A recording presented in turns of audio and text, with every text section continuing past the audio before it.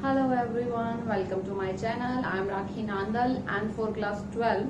Today we are doing dot product or scalar product of two vectors. We were discussing vector algebra. आज हम बात करने वाले हैं product of two vectors. This is vector A, this is vector B and the angle between them is theta. We have done addition and subtraction. तो product क्या कहता है? There are two type of product. First is dot product और scalar. Look, हम बात कर रहे हैं वेक्टर्स की और यहाँ पे मैंने लिख दिया scalar product. So first thing comes in your mind is ma'am ये क्या बात हुई? वेक्टर के अंदर आपने स्केलर प्रोडक्ट लिख दिया तो इसका मतलब बिल्कुल साफ है बच्चे की ये जो प्रोडक्ट हम करने वाले हैं इसका जो रिजल्ट आएगा वो एक स्केलर क्वांटिटी होगा, यानी कि वो सिर्फ एक मैग्नीट्यूड होगा, उसके अंदर डायरेक्शन नहीं होगा. तो चलिए बात करते हैं कैसे करेंगे. अच्छा, डॉट का मतलब यहाँ पे इसलिए भी है कि जिस तरीके से प्रोडक्ट को लिखेंगे तो देखो दो, सबसे पहले बात करते हैं टू वेक्टर्स के प्रोडक्ट की. दो वेक्टर्स हैं ए और बी, तो इन दोनों का वेक्टर प्रोडक्ट आप लिखेंगे. ए वेक्टर लिखो डॉट बी वेक्टर. तो देखो रिप्रेजेंटेशन के अकॉर्डिंग इसको हम कहते हैं डॉट प्रोडक्ट और इसके रिजल्टेंट के अकॉर्डिंग हम इसको कहते हैं स्केलर प्रोडक्ट. तो देखो दो मेरे पास वेक्टर्स थे, दोनों का एक इनिशिएशन पॉइंट सेम था, तो दोनों का प्रोडक्ट लिखा जाता है A dot B. A vector dot B vector is equal to A vector का मैग्नीट्यूड, ये ए वेक्टर का मैग्नीट्यूड और ये बी वेक्टर का मैग्नीट्यूड और cos of angle between that. तो और देखो यहाँ से ये मैग्नीट्यूड है, magnitude is always scalar quantity. A का मैग्नीट्यूड, बी का मैग्नीट्यूड, बी स्केलर और कोस थीटा की वैल्यू आपको पता है -1 से 1 के बीच में हमेशा होती है. अब बात आती है थीटा की वैल्यू कहाँ से कहाँ लाई कर रही है. So in this case we are taking theta lies between 0 to pi, 0 से पाई के बीच में. अदरवाइज फिर 180 पे स्ट्रेट लाइन हो जाएगा, फिर आप उल्टी डायरेक्शन से भी काउंट कर सकते हैं. We will come to those cases. So अभी बात क्या हुई है, दो वेक्टर्स का डॉट प्रोडक्ट होता है ए बी कॉस थीटा. तो जो भी वेक्टर गिवन हो उसकी मैग्नीट्यूड, दूसरे वेक्टर की मैग्नीट्यूड और उनके बीच का एंगल. और ये क्योंकि एक स्केलर प्रोडक्ट आएगा आपके पास, इसका रिजल्ट एक मैग्नीट्यूड होगा, इसलिए इसको हम कहते हैं स्केलर प्रोडक्ट.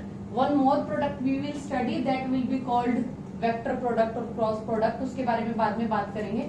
आज हम सीख रहे हैं डॉट प्रोडक्ट. सो देखिए अभी करना क्या होगा, आपको कोई भी दो वेक्टर दे दिए जाएंगे, आपको उनके बीच का या तो एंगल पूछ लेगा या आपसे डायरेक्ट प्रोडक्ट पूछ लेगा. ठीक है. अच्छा, अब क्योंकि ये एक रियल नंबर आएगा, स्केलर क्वांटिटी आएगा, रियल नंबर आ रहा है तो डायरेक्शन को अभी आप बात नहीं करेंगे. तो देखो एक there are some particular cases that we are going to discuss. अगर दो वेक्टर्स का डॉट प्रोडक्ट 0 आ जाए तो देखो इसको क्या लिखोगे आप, ए वेक्टर बी वेक्टर का magnitude cos of theta that is angle between A and B is equal to 0. अब देखो ए मैग्नीट्यूड 0 नहीं हो सकता क्योंकि वेक्टर एग्जिस्ट किया है तो कुछ मैग्नीट्यूड भी होगी. बी वेक्टर भी 0 नहीं हो सकता है. Then what will be 0? cos theta will be 0. यानी थीटा 0 कब होता है? थीटा होता है आपके पास 90 डिग्री पे. It means if the dot product of two vectors is 0, it means both the vectors are perpendicular to each other. समझ आया? इसके बेसिस पे आप कह सकते हो A vector is perpendicular to B vector, या ये कह दो B vector is perpendicular to A vector. Direction की बात नहीं होगी, सिर्फ वेक्टर की बात हो रही है. तो यानी कि केस क्या रहा होगा, ऐसा कोई केस रहा होगा, ये यहाँ पे होगा परपेंडिकुलर. तो this is condition for perpendicularity. अगर आपको कहा जाए टू वेक्टर्स आर परपेंडिकुलर तो आप कह सकते हो कि उनका डॉट प्रोडक्ट क्या होने वाला है, 0. नेक्स्ट थिंग, अगर यहाँ पे ए वेक्टर डॉट बी वेक्टर अगर ऐसा हो, थीटा की वैल्यू अगर 0 हो जाए, 0 कौन सा केस है आपके पास, कंडीशन फॉर पैरेललिज्म. पैरेललिज्म का मतलब है कि दोनों के बीच में या तो दोनों एक ही डायरेक्शन में हो या पैरेलल हो। अगर थीटा आपके पास 0 डिग्री हो जाता है तो डॉट प्रोडक्ट क्या हो जाएगा, सिर्फ इन दोनों के मैग्नीट्यूड का प्रोडक्ट। तो ये होती है आपके पास कंडीशन फॉर पैरेललिज्म। तो ये दोनों केस क्लियर हैं आपके पास। अच्छा, अगर थीटा पाई हो जाए तो अब ऐसे जितने मर्जी केसेस बना दो, कॉस पाई की वैल्यू रख देना -1, तो रिजल्टेंट क्या हो जाएगा, माइनस ए का मैग्नीट्यूड बी का मैग्नीट्यूड। कब, जब थीटा की वैल्यू पाई हो जाए। तो these are the cases you can make. बस थीटा की वैल्यू जैसे जैसे चेंज होती रहेगी आपके पास यहाँ पे, उसी के अकॉर्डिंग आपके पास वैरायटी बनती रहेगी। सो बेसिक कंसेप्ट ये है, डॉट प्रोडक्ट आपका इस तरीके से लिखा जाता है। ठीक है। अच्छा, एंगल पूछ ले आपसे, ठीक है, आपसे पूछ ले बताओ एंगल क्या होगा उनके बीच में। तो एंगल के लिए आप क्या करोगे, कॉस थीटा निकालोगे। Cos theta is equal to, इन दोनों को आप यहाँ पे डिवाइड में भेज देना। तो आपके पास क्या निकल के आ जाएगा यहाँ से, कॉस ऑफ थीटा यानी cos of angle, cos theta is equal to A vector dot B vector upon A vector का मैग्नीट्यूड बी वेक्टर का मैग्नीट्यूड। ये आ जाएगा आपके पास angle between these two vectors. So ये है आपका बेसिक इंट्रोडक्शन डॉट प्रोडक्ट के बारे में, स्केलर प्रोडक्ट के बारे में। अभी बात करते हैं इसकी, देयर आर 2 इम्पोर्टेंट प्रॉपर्टीज, वो क्या हैं उसके बारे में हम बात करते हैं। देखिए, vector product scalar product dot product is always commutative.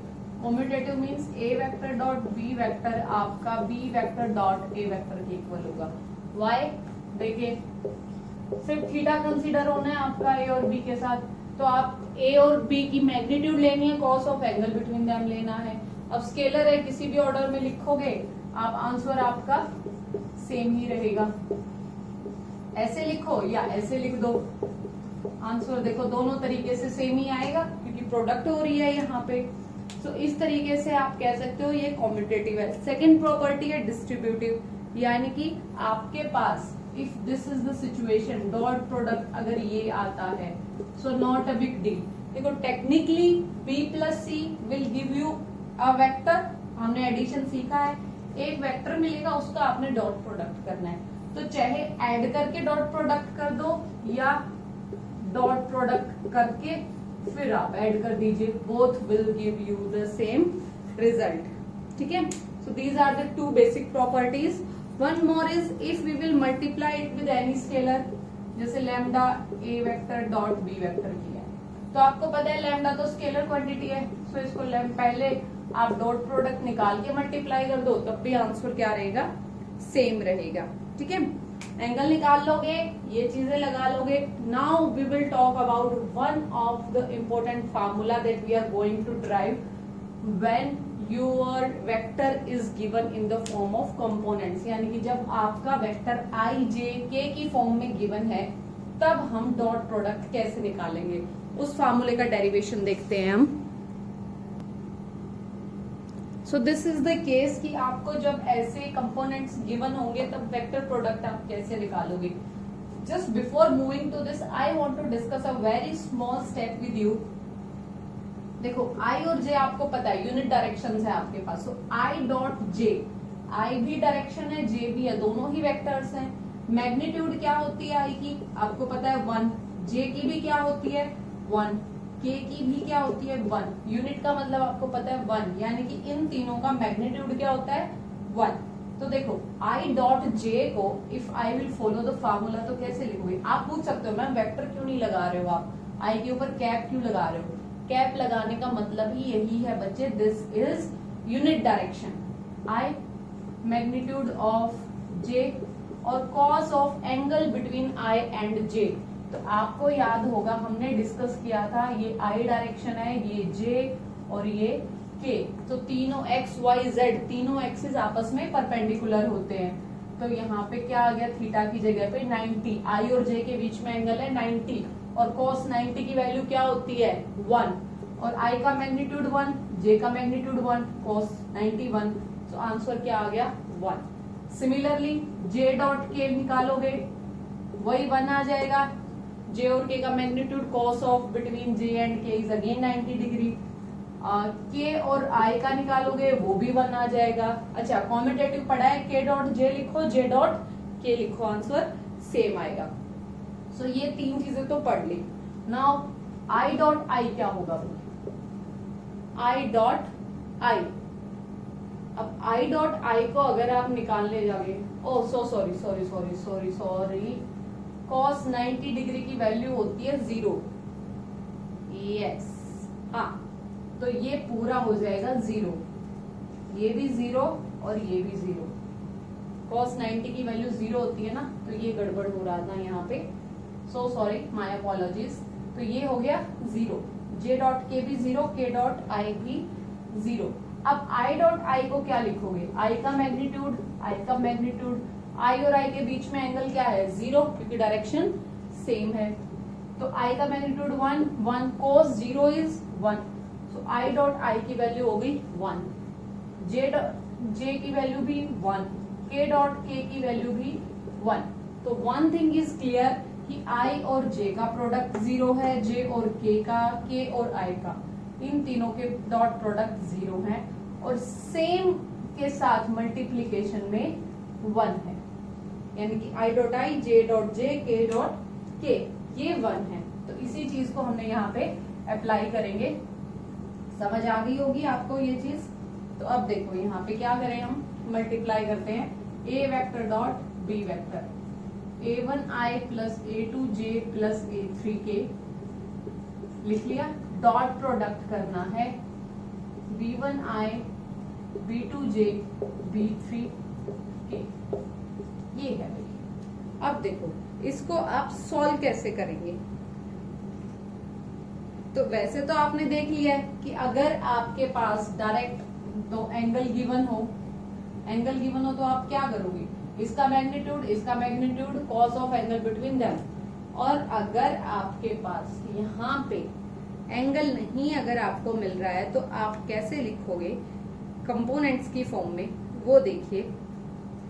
क्योंकि आपने देख लिया डिस्ट्रीब्यूटिव लॉ काम करता है, तो मैं क्या करूं, a1i को मल्टीप्लाई कर देती हूँ पूरे b वेक्टर के साथ, b1i plus b2j plus b3k, plus फिर a2j को मल्टीप्लाई कर देती हूँ पूरी टर्म के साथ, b1i plus b2j plus b3k, फिर a3k को मल्टीप्लाई कर देते हैं b1i b2j b3k। ठीक है, ये सब कर दिया। अब देखो a1 b1 i dot I, a1 और b1 तो आपके पास रियल नंबर ही होंगे। i डॉट आई की वैल्यू होगी 1, पढ़ लिया हमने। प्लस अब देखो a1 b2 कैसे लिखोगे, a1 b2 i dot j, इसकी वैल्यू क्या होगी? i डॉट j पूरे को 0 बना देगा, so this whole term will become 0। Similarly plus a1 b3 i dot k, इसकी वैल्यू भी 0 हो जाएगी, ये वाली टर्म 0 बना देगी। तो इसी तरीके से जब आप आगे चले तो आपने रियलाइज किया कि दिस केस इज रिपीटिंग। यहाँ पे जब आए तो पहले वाली टर्म 0 हो गई, इसके साथ सिर्फ कौन सी टर्म बची? a2j डॉट j, बाकी दोनों टर्म्स इसी की तरह 0 हो गई। थर्ड केस से a3 b3 k dot k, बाकी वाली दोनों टर्म 0 हो गई। जैसे तो रिजल्टेंट निकला आपके पास a1 b1 a2 b2 a3 b3। तो वेक्टर प्रोडक्ट डॉट प्रोडक्ट आप इस तरीके से लिख सकते हो, a1 b1 a2 b2 a3 b3, यानी कि इसका अगर कंपोनेंट फॉर्म लिखना हो तो आप डायरेक्टली ऐसे लिख सकते हो। एक क्वेश्चन करवाती हूँ।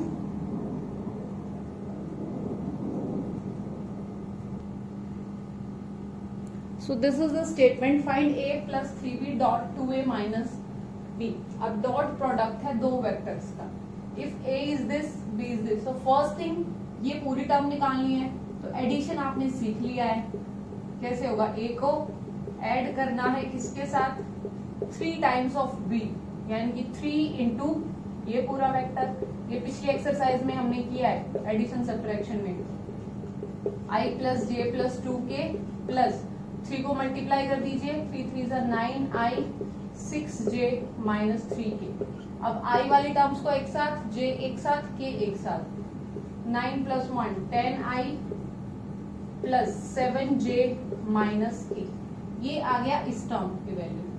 फिर 2a माइनस b निकाला इसी तरीके से, ट्वाइस ऑफ a डायरेक्ट लिख रही हूं मैं, 2i plus 2j plus 4k minus of b minus 3i minus 2j plus k। तो रिजल्टेंट आ गया आपके पास माइनस आई जे जीरो खत्म हो गया भाई यहाँ से, प्लस 5k, ये आई इस टर्म की। अब इन दोनों का आपने क्या करना है, प्रोडक्ट।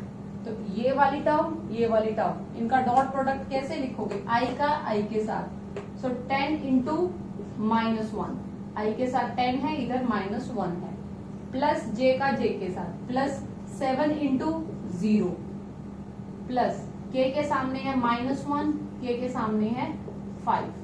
तो आंसर क्या आ गया आपके पास, minus 10 minus 5 minus 15 is your answer. तो देखो आ गया ना स्केलर क्वांटिटी, सिर्फ आपके पास रियल नंबर आया है, कोई डायरेक्शन नहीं आया है। सो अगर कंपोनेंट गिवन हो तो इस फॉर्मेशन में आपने करना है। डायरेक्ट a डॉट b पूछे बता सकते हो। अच्छा, अब इसी क्वेश्चन में अगर एंगल पूछ ले तो a वेक्टर का मैग्नीट्यूड, b वेक्टर का मैग्नीट्यूड और cos theta is equal to a dot b upon आपके पास दोनों का मैग्नीट्यूड से डिवाइड कर देना, ठीक है, वो आपके पास एंगल निकल आएगा। तो इस तरीके वो क्वेश्चन आते जाएंगे, हम करते जाएंगे। कंसेप्ट आपके पास ये वाला रहने वाला है। कंडीशन, पैरेललिज्म और परपेंडिकुलरिटी आपने सीख ली है, ठीक है। चलिए आगे बढ़ते हैं। Now next topic is one of the important topic is projection of a vector. अब प्रोजेक्शन क्या होता है, प्रोजेक्शन का basic meaning all of you know that shadow of anything on any surface, या यहाँ पे हम बात करेंगे किसी भी वेक्टर के अलोंग। तो देखो होगा क्या, you are given vector A, ठीक है, कोई भी एक वेक्टर है, किसी भी डायरेक्शन में है। सो इसके आपने यहाँ पे कोई लाइन है एल, तो इस लाइन के ऊपर ए का प्रोजेक्शन क्या होगा, this thing we are going to consider. तो देखो शेडो कैसे बनती है, यहाँ पे बनेगी शेडो आपकी, इसी तरीके से बनती है। तो अब आपने क्या कहा कि ये जो P वेक्टर है, इतने वाले वेक्टर को मैंने कह दिया P, ठीक है, यानी कि ये A वेक्टर था, ये OA कह दिया, इसको हम नेमिंग कर देते हैं, कोई भी नेमिंग कर दो, OB कह दो। तो OB is the projection of OA on the line L। L कोई भी लाइन गिवन है आपके पास, आपने वेक्टर A का प्रोजेक्शन निकालना है इसके ऊपर। तो देखो अब कैसे निकालेंगे, this is very clear topic कि देखो कोई ना कोई एंगल होगा, इस एंगल को कह देते हैं थीटा, ठीक है, थीटा एंगल होगा यहाँ पे। अब एक चीज आप यहां से मुझे बता सकते हो, OB अगर आपको निकालना हो तो आप OB को कैसे लिख सकते हो, बेस है यहाँ पे, ये परपेंडिकुलर है आपके पास। सो इस राइट एंगल ट्राइंगल में अगर मैं देखूं, बेस अपॉन हाइपोटेन्यूज क्या होता है आपके पास, cos थीटा, यानी कि OB upon OA is equal to cos theta. अगर अभी एक जनरल सी मैं आपको सेंस बता रही हूँ, तो OB को आप क्या लिख सकते हो, OA cos थीटा, यहाँ पे दोनों वेक्टर्स हैं भाई, OB भी आपके पास एक वेक्टर ही है, ठीक है। तो OA क्या है, A vector dot cos theta, ऐसे लिख सकते हो आप इसको, ठीक है।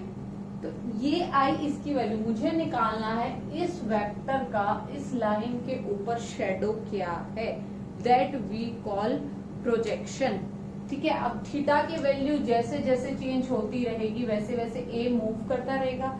जब थीटा आपका ग्रेटर देन 90 डिग्री हो जाएगा, इमेजिन अब आपका ऐसे बन गया, थीटा ये हो गया, तो इसका प्रोजेक्शन अब यहाँ बनेगा, वो आपकी डायरेक्शन एल में पॉजिटिव भी हो सकती है, नेगेटिव भी हो सकती है, that depends on the value of theta कि थीटा की जो भी वैल्यू आपके पास थी वो आपके पास बताएगा कि नेगेटिव आएगा या पॉजिटिव। ओके, इसका मैग्नीट्यूड हम लगा देते हैं, क्योंकि ये सिर्फ मैग्नीट्यूड के लिए फार्मूला लगा सकते हैं हम ट्रायंगल में, कि वहां पे तो आपने वेक्टर पढ़ा ही नहीं था, सिंपल ट्रायंगल में आपने ट्रिग्नोमेट्री पढ़ा था।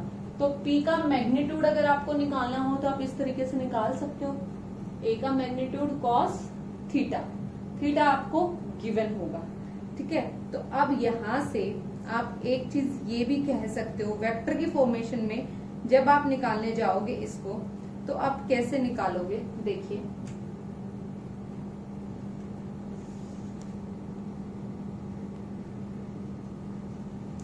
अगर मैं यहाँ पे P कैप, इस P वेक्टर की डायरेक्शन निकाल सकते हो आप, यूनिट वेक्टर P कैप कैसे निकालोगे, आपको बताया था यूनिट वेक्टर निकालने का, वेक्टर अपॉन वेक्टर का मैग्नीट्यूड, तो ये आ जाता है आपका यूनिट वेक्टर। तो projection of A on L या ऑन OB या ऑन P वेक्टर, जैसे भी आप कहना चाहो, कैसे लिखा जाएगा, वेक्टर A, देखो यहाँ पे वेक्टर A की मैग्नीट्यूड cos थीटा के साथ था, और जब वेक्टर की फॉर्मेशन में लिखोगे आप A vector dot P cap, P cap यानी कि जो A वेक्टर था वो एज इट इज, उसका डॉट प्रोडक्ट कर दो आप P कैप के साथ, और P कैप कैसे निकलेगा, A vector dot P vector upon P vector का मैग्नीट्यूड। इसको ऐसे भी लिख सकते हो, 1 अपॉन P वेक्टर का मैग्नीट्यूड बाहर, A vector dot P vector. तो ये है प्रोजेक्शन फार्मूला। थीटा की वैल्यू जो भी आएगी, जैसे अगर थीटा आ जाता है आपके पास π/2, क्योंकि देखो ये थीटा आपका वैसे भी जब आप इसको एक्सपेंड करोगे तो यूज हो ही जाएगा, थीटा की जरूरत पड़ेगी ही पड़ेगी आपको। सो देखिए मैं आपको बताती हूँ क्वेश्चंस कैसे करने हैं। जैसे क्वेश्चन गिवन है आपको, third question from exercise 10.3, find projection of this vector on this vector. So सबसे पहले नेमिंग करते हैं, इसको ले लिया A वेक्टर और इसको ले लेते हैं B वेक्टर। निकालना है आपको projection of A on B। सो अभी अभी हमने सीखा कैसे निकालेंगे projection of A vector on B vector. बहुत ही सिंपल तरीके से है बच्चे, A vector as it is dot जिसके ऊपर प्रोजेक्शन निकालना है उसका यूनिट वेक्टर B कैप, और B कैप को कैसे लिखोगे, A vector dot B vector upon B vector का मैग्नीट्यूड। B कैप को ऐसे ही लिखते हैं, यूनिट वेक्टर हमेशा ऐसे ही लिखा जाता है। तो चलिए अब इसको हम सॉल्व कर देते हैं। B वेक्टर की मैग्नीट्यूड क्या होगी, यहीं से निकाल लेते हैं, I प्लस जे, 1 का स्क्वायर प्लस 1 का square under root 2। So A dot B I minus j I plus j upon under root 2। अच्छा, कंपोनेंट्स में हमने अभी अभी सीखा है कैसे मल्टीप्लाई किया जाता है, I को I के साथ, तो 1 इंटू 1 1, J को J के साथ 1 माइनस 1, ये तो आपके पास यहाँ पे 0 बना दिया इसने, तो 1 माइनस 1 अपॉन अंडर रूट 2 0। सो प्रोजेक्शन होगा ही नहीं, प्रोजेक्शन नहीं होगा इसका मतलब क्या है, थीटा क्या रहा होगा, या तो थीटा π/2 रहा होगा या थीटा 3π/2 रहा होगा, इन दोनों में से कोई एक केस रहा होगा, but that is none of our requirement. ये प्रोजेक्शन हमेशा एक लेंथ होती है तो इसलिए इसकी हमेशा यूनिट भी आती है। So this is the case जहां पे 0 आ गया, अदरवाइज कोई वैल्यू भी आ सकती थी, not a big deal. So without knowing the theta हमने दो वेक्टर्स की हेल्प से निकाल लिया। और वैसे भी अगर आपसे थीटा पूछ भी ले, अगर इसी क्वेश्चन में एंगल पूछ ले तो एंगल कैसे निकालते हो, A वेक्टर का मैग्नीट्यूड निकालो 1 plus 1 under root 2, B vector का magnitude B under root 2। So A vector dot B vector is equal to AB cos theta, यही निकालना है, cos theta is equal to A vector dot B vector upon A vector का magnitude B vector का magnitude. ठीक है, इसको solve करोगे आप जब आपके पास थीटा की वैल्यू यहाँ पे π/2 बनेगी। ठीक है, that is not the question, question was projection कैसे निकालना होता है। तो जिसका निकालना है उसको जिसके ऊपर निकालना है उसके यूनिट डायरेक्शन के साथ डॉट प्रोडक्ट, और यूनिट कैप कैसे निकलता है, वेक्टर अपॉन उसका मैग्नीट्यूड। ठीक है. So this is the question from exercise. So ऐसे ही क्वेश्चन नंबर 4, 5 आप कर लेंगे. 5 में आपको दिखाना है given vector is unit vector. तो किसी वेक्टर को यूनिट वेक्टर दिखाना हो तो वेक्टर अपॉन उसका मैग्नीट्यूड. ठीक है, ये भी आप कर लेंगे. Let's move towards next questions. I think that's enough for today. So many new things you have learned. So you will do exercise 10.3 on this basis. Every question is a bit different, but the concept is the same. We will discuss the questions in our next video or most probably in our live classes. So that's all. Do it, and if any problem, do let me know. Thank you, students. Have a good day all.